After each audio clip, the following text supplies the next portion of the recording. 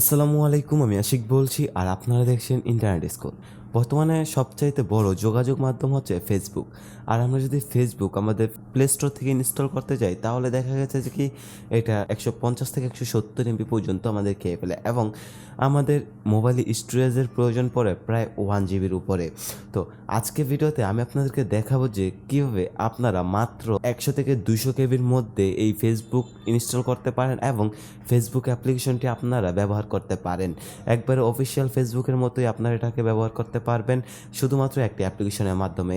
তাহলে চলুন শুরু করা যাক আজকের ভিডিও। আর ভিডিওটি শুরু করার পূর্বে যারা আমার চ্যানেলটা এখনও সাবস্ক্রাইব করেননি প্লিজ সাবস্ক্রাইব করে রাখবেন এবং পাশে থাকা বেল আইকন বাটনটি অবশ্যই অন করে রাখবেন যেন আমরা নতুন নতুন ভিডিও আপলোড করলে আপনাদের কাছে নোটিফিকেশন চলে যায় সবার আগে।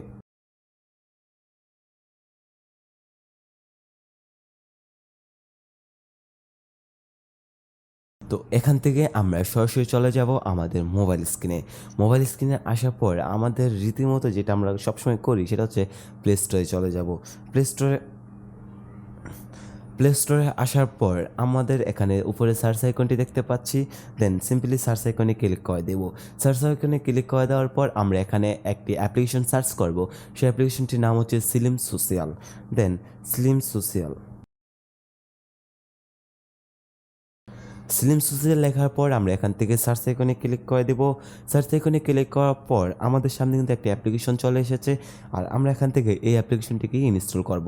তো আমরা এখান থেকে সাধারণত এটাকে ইনস্টল করে নিচ্ছি আর এটার হচ্ছে এমবি হচ্ছে মাত্র 154 কেবি এবং এটা ডাউনলোড হয়েছে 100K প্লাস মানুষ এটাকে ডাউনলোড করে ব্যবহার করছে। তো আমি এখানে এটাকে ইনস্টল করে নিচ্ছি। তো দেখতে পাচ্ছেন আমার এটা কিন্তু ডাউনলোড হয়ে গেছে আর এখান থেকে আমরা আমাদের পারমিশনটা দিয়ে নিব। আমি যেহেতু স্যামসাং সেট ইউজ করি সেই জন্য আমার পারমিশনটা একটু আগেই চাচ্ছে আর আপনাদের পারমিশন চাবে যখন আপনারা এই অ্যাপসেতে প্রবেশ করবেন তখন আপনারা পারমিশন দিয়ে নেবেন। তো আমি এখান থেকে আমার পারমিশনগুলো দিয়ে নিচ্ছি, দেন এখান থেকে কনফার্মে ক্লিক করে দেব। কনফার্মে ক্লিক করে দেওয়ার পর আমি আমার অ্যাপ্লিকেশনটিতে ওপেন করব।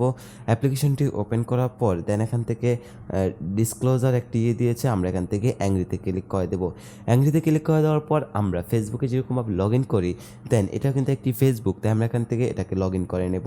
তো দেখতে পাচ্ছেন আমাদের অ্যাপ্লিকেশনটি লগ ইন হয়ে গেছে। আমরা ফেসবুক অফিসিয়ালটি যেরকমভাবে ইউজ করি আমরা কিন্তু এখান থেকে এটাকে ঠিক সেরকমভাবে ইউজ করতে পারবো।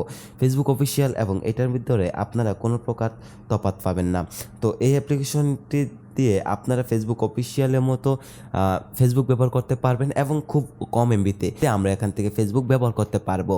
আর আমাদের মোবাইলের স্টোরেজও অতটা প্রয়োজন পড়বে না।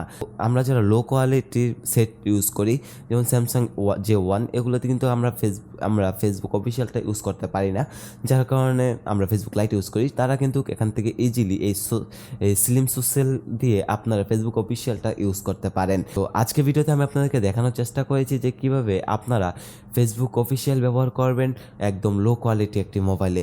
তো আশা করি ভিডিওটি আপনাদের কাছে ভালো লেগেছে এবং হেল্পফুল হয়েছে। যদি ভিডিওটি ভালো লেগে থাকে এবং হেল্পফুল হয়ে থাকে অবশ্যই ভিডিওটিতে একটি লাইক করে দিবেন এবং চ্যানেলটি সাবস্ক্রাইব করে পাশে থাকা বেল আইকন বাটনটি অন করে রাখবেন যেন আমরা নতুন নতুন ভিডিও আপলোড করলে আপনাদের কাছে নোটিফিকেশন চলে যায় সবার আগে। পরবর্তী ভিডিও পর্যন্ত সবাই ভালো থাকবেন, সুস্থ থাকবেন। আল্লাহ হাফেজ।